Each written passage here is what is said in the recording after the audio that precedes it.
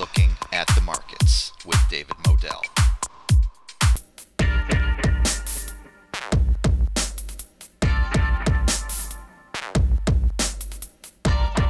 Welcome to Looking at the Markets with David Modell. Today we have a return guest. He is Mr. Seth Golden from Golden Capital Management and the Golden Capital Portfolio.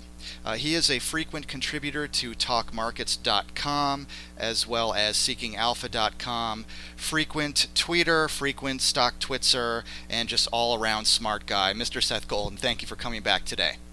Thank you for having me, David. Yeah, and we're doing the visual thing today. I really appreciate that. We get to see a little glimpse of your life at home there, looks like. Very cool. Yeah, my home office. I think my dog may even be in here. I see the dog. We have two special guests today. Pretty cool. All right. And today we're going to be focusing on the VIX, volatility ETPs, which is exchange-traded products, which would include ETFs as well as ETNs. And boy, I'm telling you, your Golden Capital portfolio has profited so handsomely over the years with these ETPs. Do you mind if I brag a little on your behalf before we get started? I know you get embarrassed when I do this, but you know what? I'm just going to do it anyway. So do what you got to do, sir. Do what I got to do. All right, and you'll just have to put up with me for a moment. Yeah, the Golden Capital portfolio, the ROIC year to date, it is up 118% year to date. Correct.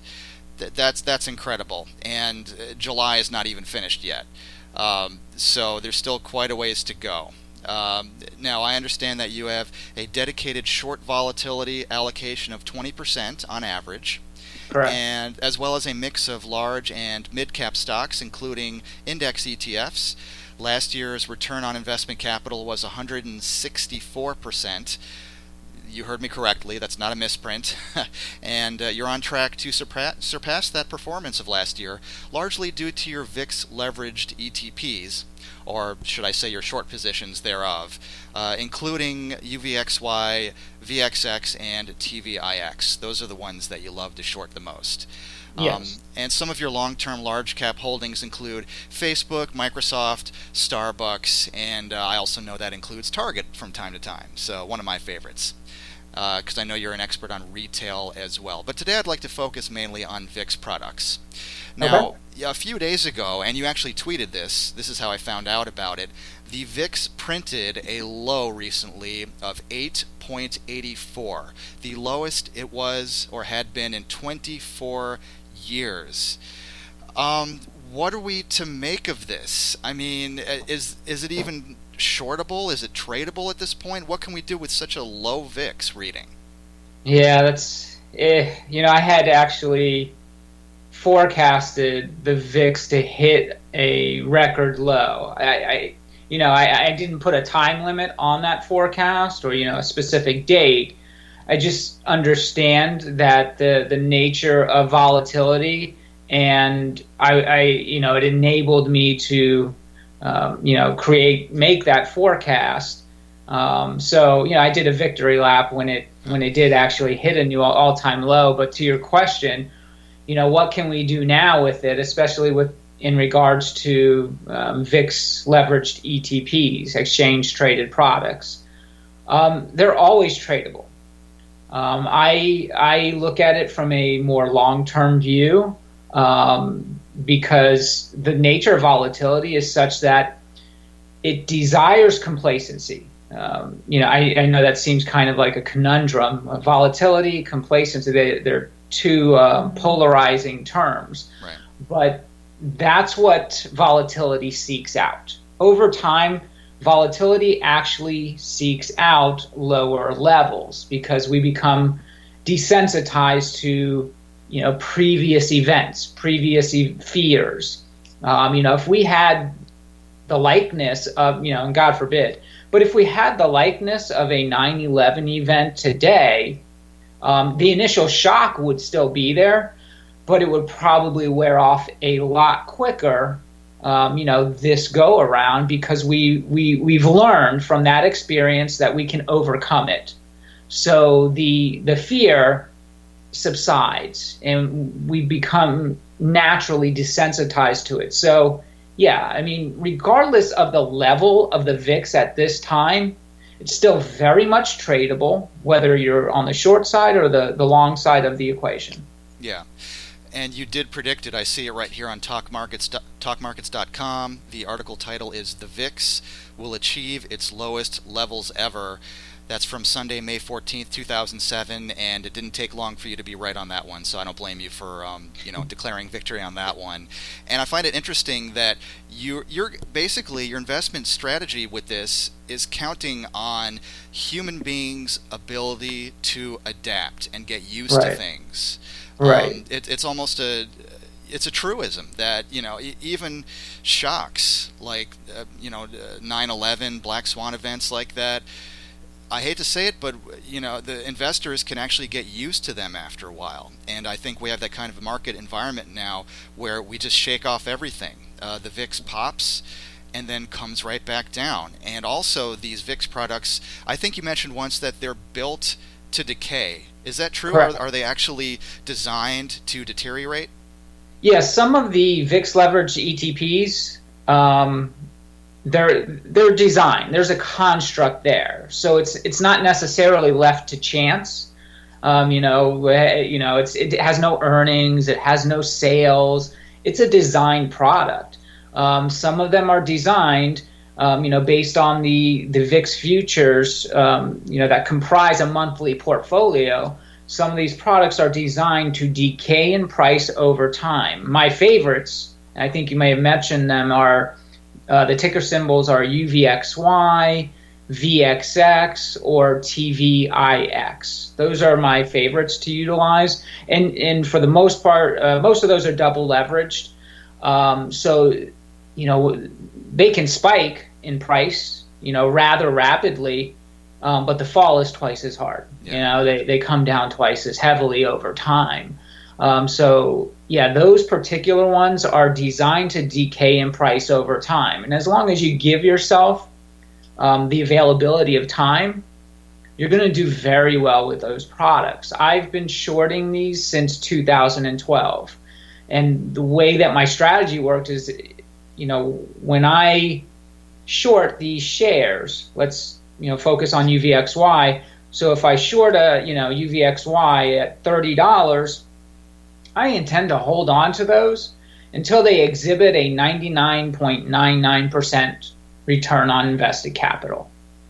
And I've been doing that since 2012. So that's why my portfolio fund expresses such outsized gains.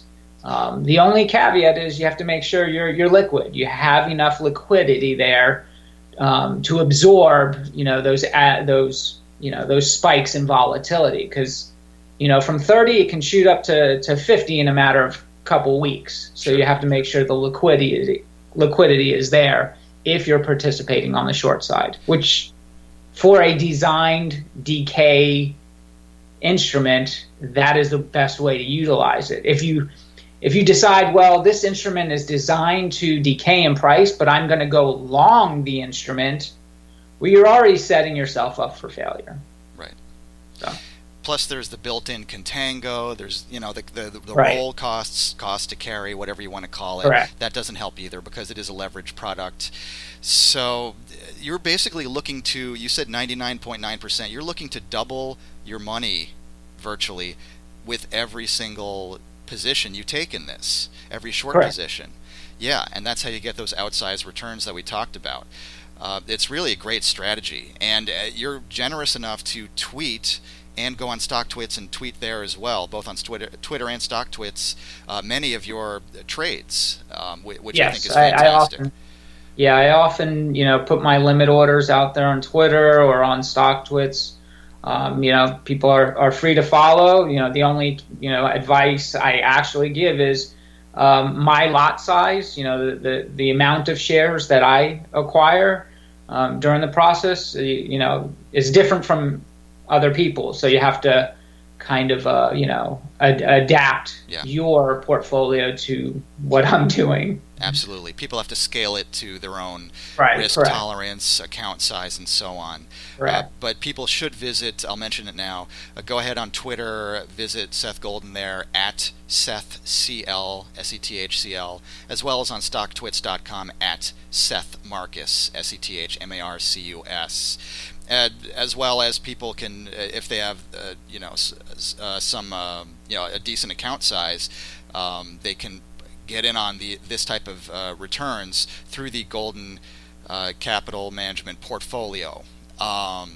So I recommend people contact you as well. Is it okay if I mention your email address at this point? Yeah, Or? yeah, please do. Okay. We begin vetting new clients in the month of January. Sure. So you want to start talking to Mr. Golden beforehand to get in on that, on these types of returns. It is Seth.Golden@coollinksit.com. I'll spell that SETH.Golden GOLDEN at COOLINXIT.com. And this will all be in the description of this video, so check those out if you want to contact him or just ask questions. I mean, Mr. Golden's very friendly, very responsive. So I want to talk more about this. Is fascinating to me because it's so profitable if done correctly. Right. Now, why not, for example, let's say the VIX pops and Mm-hmm. it pops to an unreasonable amount and you feel it's going to come back down, which it always seems to do. Why not just go long SVXY or XIV? That seems simpler. It seems like your broker doesn't have to locate shares to short if you just go long those products. Why specialize in shorting the ones that you do? The short ones are double leveraged. The return on invested capital is, simply put, it's greater. You have a greater risk as well. Greater risk, greater reward. Yeah. The XIV, the SVXY, they simply don't move as quickly as the likes of UVXY or TVIX, VXX. That's also a short, ETF, but that one has a very large market cap, so it doesn't have quite the volatility. It doesn't move quite as much as its sisters, if you will, UVXY and TVIX. Sure. So from that vantage point, if you do want to short VXX and not, get these huge swings like UVXY, that's another way to go. But yeah, you are correct in the sense that if you don't want to take that short risk, but you still want to, short volatility, SVXY and XIV are great instruments that you can participate on the long side, but you're still actually shorting volatility. Sure. And then yet another way to possibly approach this, which I don't see you using so much, is through options. For example, why not just buy puts on your favorite ones, UVXY, TVIX, VXX? Why not just buy puts on those? That seems like a little bit less risky somehow. Right. Yeah, you definitely define your risk by utilizing options. Let me get on my soapbox here for a second. Right. I get that question from a lot of people. Why don't I use the options? Well, we're talking about volatility, and I would say there's three things. If you're going to participate, whatever percentage of your portfolio, if you're going to allocate capital to a VIX strategy, you want to have three things. You want to have as much time as you can possibly have, to participate with your positions. You want to have as much liquidity as you can possibly have, and those two are, kind of go hand in hand. The more liquidity you have, the greater amount of time you have to reap profits. And the third one is exposure. You want to be able to have access or exposure to your positions frankly, at all market hours, whether it's in the pre-market, during market hours, or in the after-hours market trading session. And unfortunately, with options, I can't do that. There's nothing I can do with options in the pre-market or in the after hours. And frankly, those hours can be very volatile, and you can see really large, moves in these instruments in VIX leverage ETPs in the pre-market session and in the after hours. And I want to be able to position myself, and work with my existing positions in those hours of the day. Yeah. I can't do that with options, but yes. You definitely have the ability to define your risk with options, and for a lot of individual traders, and retail type investors, that's probably better suited for them. Yeah. I'd like to add to that, there's also a disadvantage of buying puts on UVXY or whatnot, that there's the natural time decay when you Right. when you buy option premium. So Correct. not only is there the time limit, but you could be right about your directional assumption, and yet the trade doesn't work out because the time decay can really be severe. Absolutely. Especially as expiration approaches. So I just Well wanted said. to, yeah. So I think it's great what you're doing, and just these returns are incredible. Now, just wanted to ask about technical indicators. I know I don't really think of you as a huge chart guy. You're more of a fundamentals guy. I mean, do you use the popular technical indicators, RSI, Bollinger Bands, and whatnot? For VIX, no. It's volatility. There's really no way of telling when or to what extent volatility is going to rear its ugly head, if you will. If you were to use a technical indicator of sorts, to participate with, a volatility strategy, RSI would be the best one to use. However, I've seen, we're actually in a moment where RSI has, it's been flashing overextended on the VIX for at least a couple weeks now. And all some of these instruments have done is gone nothing but lower. UVXY, another all-time low this week, before finally popping a little bit here yesterday and today. Right. So really it just doesn't, I've tried, don't get me wrong, I've tried to use, technical analysis on these products and the VIX itself, even, Fibonacci retracement levels.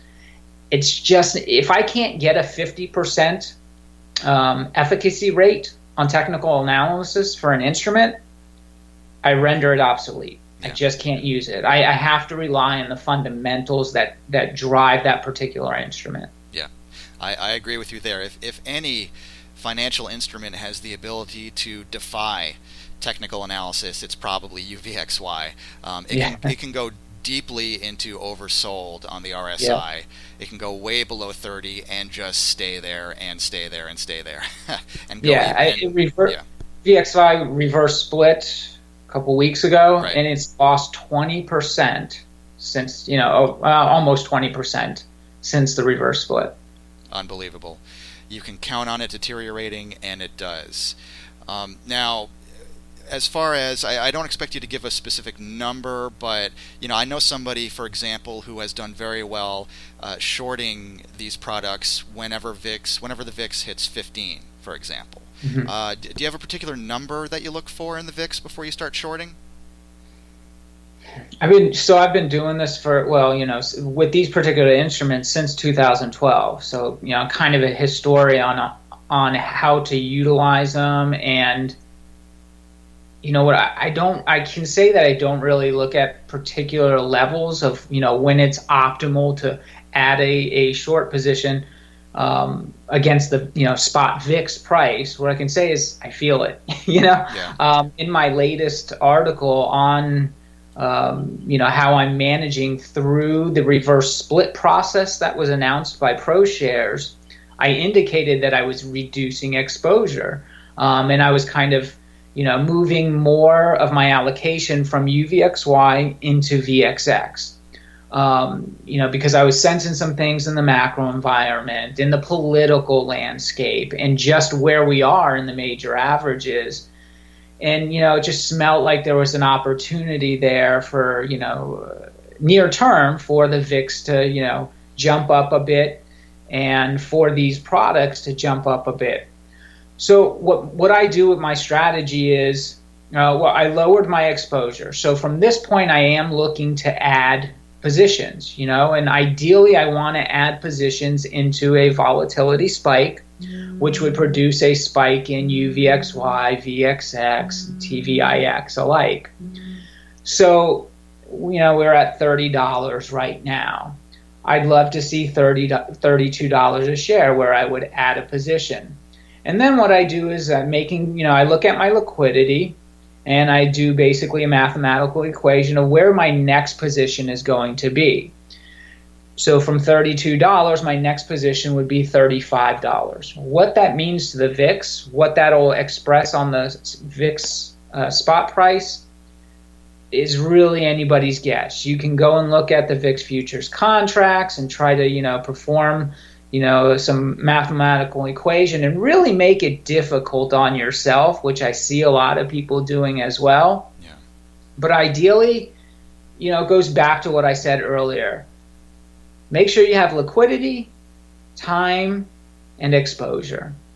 And I know at $32 if I enter a position, I have enough liquidity. I know at $35 I have enough liquidity. I know at $40 if I add another position, I have enough liquidity. Right. And I have enough time to wait out. Even if it goes to $50, I have enough time and liquidity to wait out that spike before it eventually comes all the way back down, which it has to do. It has to do that over time. Yeah. And that's all based on understanding the fundamentals of fear and of volatility. These spikes that we see in volatility, you can pull up the VIX chart dated all the way back to 1991, I think it is. I'm sorry. And, the spikes, the really good ones last a couple months, 3-4 months at most. So as long as you can withstand that period of time, and it does take some intestinal fortitude for sure. Sure. But if you've provided yourself with the liquidity and a dedicated strategy to layering in positions as it continues to go higher, you're going to make a lot of money, because volatility does not have the intrinsic capability to remain in a state of elevated fear for extended periods of time. It just doesn't have that ability. Could you imagine, David, a market where, so the inverse of what we're in right now, which is an extended period of complacency. Could you imagine a market where there was an extended period of fear and hyper volatility? People wouldn't invest. Right. Nobody would put their money in that type of market. So, that's just the nature of volatility. It just doesn't have the ability to express outside levels of fear for extended period of time. The only thing it does have the ability to do is to desensitize itself over time and remain more complacent than it does fearful.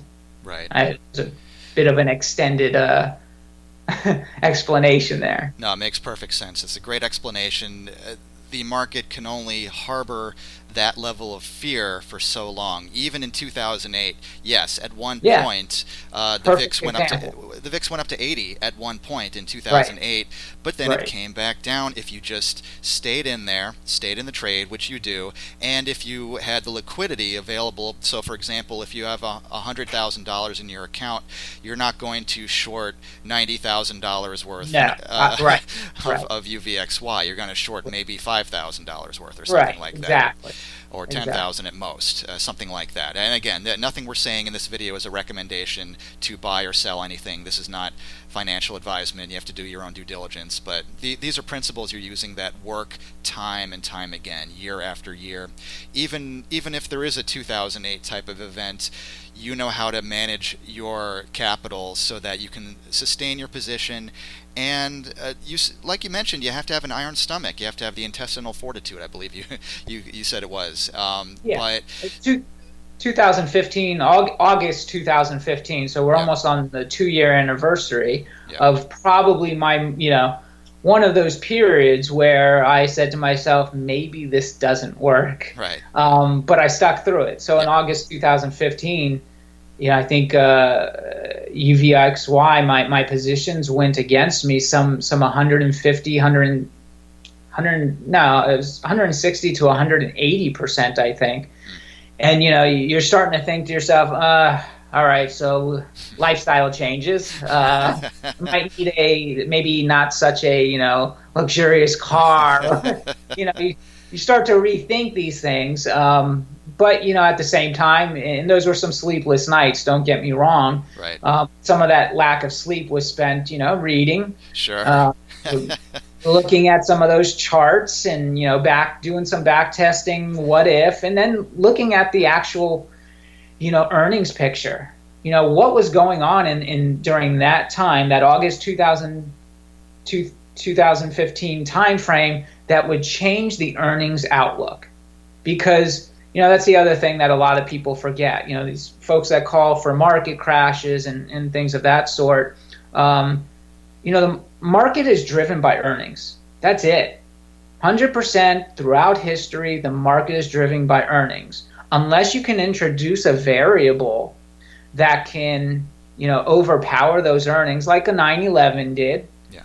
Okay, so, unless you can introduce a variable that can, send earnings into a, downward, the markets are going to trend higher over time. You should have those healthy corrections, which admittedly, we haven't. I mean, we've definitely, a healthy market should express a healthy correction every now and again, and this one hasn't. But so far as a market crash, I'm sorry, it's not going to happen with positive earnings. It's not. And we're expected to do between 7 and 8% earnings growth on S&P earnings growth in the current reporting cycle. So back in August 2015, that's how I was looking at earnings. I was looking at the macroeconomics, and I said, this is really just some extraordinary fear factor that people are misplacing. Yeah. And I just stuck with it, and eventually, sure enough, came all the way back down, and I held through, all those positions through, I think it was March 2016, when all those positions, were alerted on my platform that they're in the 99% profit territory. So you were never really in any trouble in the first place. Not only that, but you held through it, and you doubled your money pretty much again. Amazing. If people want to take advantage of your insight into trading VIX products, once again, they should check out, if they have some capital, if they have a sizable account, they really should be checking out the Golden Capital portfolio. And whether they have a sizable account or not, they should be checking you out on Twitter at SethCL, on StockTwits at Seth Marcus, and also you are available by email, seth.golden at coollinks, COOLINX, IT.com. And you'll see all these in the description of the video. Wow, did I miss any topics to talk about? Because this is so fascinating. Oh, I don't think so. I think one of the, but if I can touch on for a second, I mentioned market crashes, and I've read, you can't help but, I think at least a half dozen or so are written every single week, given where, the markets are at this point. You got the Dow at record levels, the NASDAQ, the S&P at record levels, and we have no pullbacks, and we haven't had a 3% pullback in I don't know how long at this point. Yeah. So you see these articles, they come out, every single week, and they always, whoever the author is or the analyst is or the editor, they always say, well, here's why the market, they'll correlate it to something in history, and that's why investors should, be cautious and whatnot. And don't get me wrong, I'm always of the mindset that investors should have a good risk management system in place. Sure. But what I implore on the audience is that they should focus on when you read these articles, is there anything in these articles that you can concretely attach to the probability of earnings declining in the near term? Let's say 3 to 6 months out. If the answer is no, most likely we are not going to get a market crash. Yeah. However, look for those periods where it's most probable that we could have a market correction. Anything on the let's say 5 to 7%. I think that would be healthy. And here we are, in my opinion, this is an optimal time for something, of that magnitude, of a 5 to 7% correction. And I'll outline my reasons why that has a greater probability in the near term. So number one, the political environment is poor, I guess is the best way to put it. We have a lot of bipartisanship, and it's been really hard to pass some of the, some legislature, whether it's the House or the Senate. And some of these are really impactful to consumers. Healthcare, that's a huge part of consumption nowadays, of consumer spending is on healthcare. And that impacts people's, willingness to spend.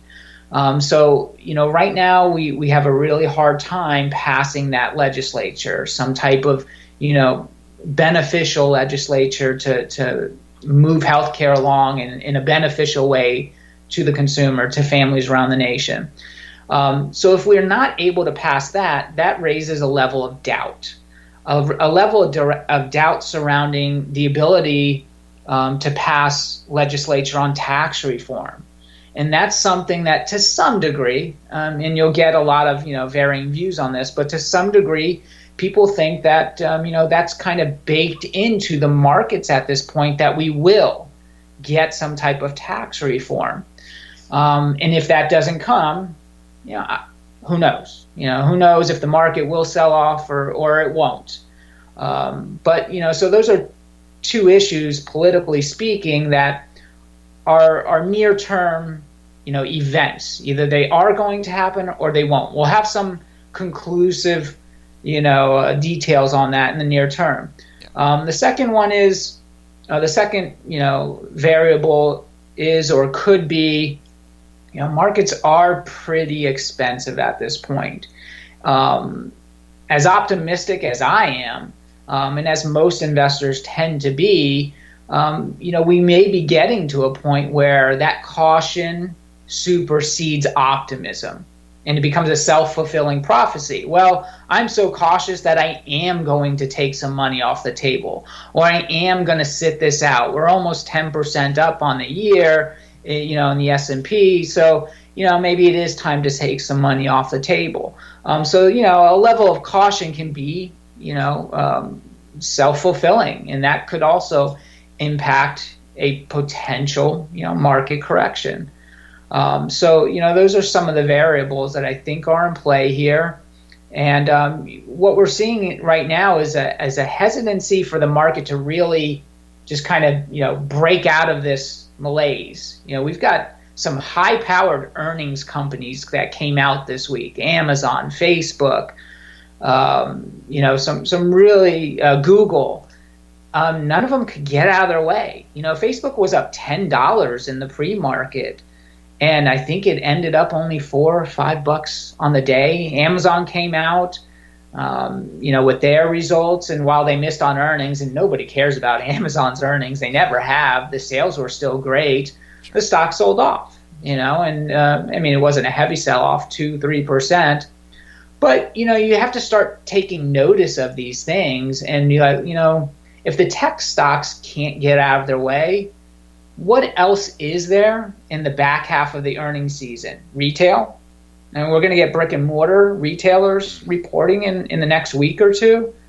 Yeah, I find it hard to believe that they're going to carry the market forward. Right. The financials didn't. The big tech heavyweights aren't. I'm not going to, place my bets with brick and mortar retailers next couple weeks driving the markets higher. So I think those are some, 3 key variables to consider, when investors are putting money to work, or if, they're starting to do some risk management based on where we are in this reporting cycle, economic cycle, and political cycle, and plan accordingly. Absolutely.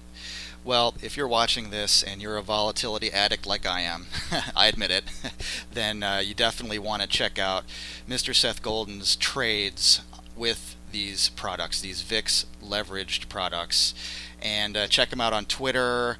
Check him on StockTwits for the free content there, as well as on Talk Markets and Seeking Alpha frequent contributor. And check out, if you can afford it, which it is more affordable than you might think, Golden Capital Portfolio, and you can contact Mr. Golden through his email, which I will post, to ask him questions and inquire into it, because the returns are incredible. Mr. Golden, it's always a pleasure and very educational. I'm going to have to go back and watch this video several times just to absorb everything. And I mean that in a good way. And I'm glad okay, so we might have put the dog to sleep, but you know what? Yes, we did. The dog just doesn't appreciate VIX products so well. What can I tell you? He's complacent. There's the complacency right there. You can see it. Thank you, Mr. Golden. You're welcome back. Thank you. Anytime. Thank You're you welcome for having back, sir. me. Thank you. Take care. Thank you for watching. Please like, comment, and subscribe. And I'll see you next time.